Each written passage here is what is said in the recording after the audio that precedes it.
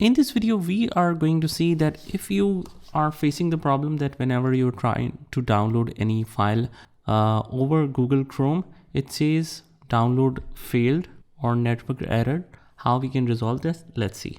So first of all, you need to check your internet, make sure it is working perfectly. Just try playing some videos or maybe accessing a different site to make sure it's properly working. If it is, the next thing you can do is just change the download location to something else, maybe because the storage problem shows the download failed as well.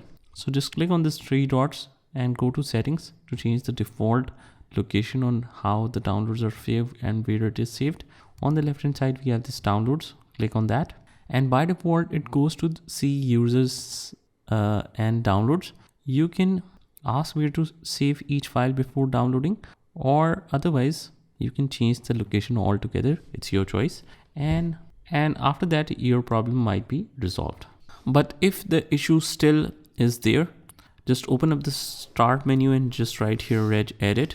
Right click and run it as administrator, or just open it simply. Now, before making any changes, I recommend you to take the backup first. You can export this current regedit so that if any problem occurs, you can still restore it to the earlier point.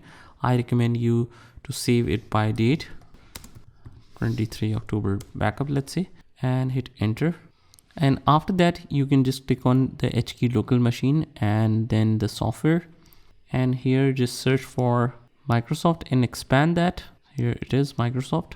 Let's expand that and just scroll all the way down to Windows. Wherever it says Windows only, just expand that and select current version, drill it down.